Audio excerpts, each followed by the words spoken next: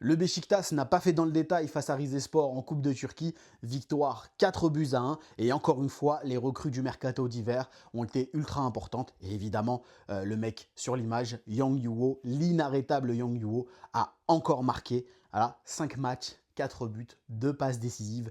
Le mec est en feu absolu. Et il a une drôle de motivation pour ça. Je suis arrivé à Beşiktaş pour 15 millions d'euros. Ils m'ont dit qu'ils m'achèteraient une montre si je marquais 15 buts. Donc cela me motive et me pousse à travailler plus dur pour marquer des buts.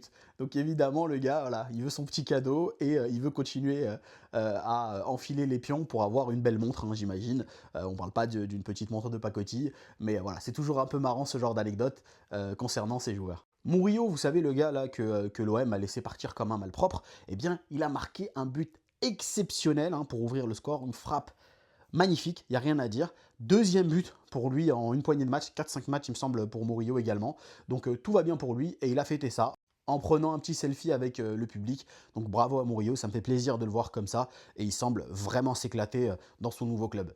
Derrière, pour nos amis béninois également, qu'on n'oublie pas, Olaïtan a été bien meilleur qu'il ne l'a été, hein, le week-end dernier. Là, vraiment, ça fait la différence. On sent qu'il est plus à l'aise, même si il a encore beaucoup de travail à faire dans le déchet, dans le dernier geste. Il y a beaucoup de déchets techniques, beaucoup d'imprécisions dans le dernier geste. Et si en plus de ça, il se met à développer un tir avec une bonne finition, il y a beaucoup de supporters du Beşiktaş, j'ai vu, qui disaient que Olaïtan, il lui manque plus qu'un tir et un peu moins de déchets pour qu'il parte à 40 ou 50 millions. Et je pense qu'on n'est pas loin de la vérité. La dernière fois, on avait dit à quel point le Beşiktaş avait du mal à jouer sans lui. Et là, ce soir, avec lui, la différence est flagrante. Je pense que Kokshu est un des meilleurs milieux de terrain actuellement en Europe. J'ai pas peur de le dire, je dis bien en Europe. Ce mec est juste trop fort.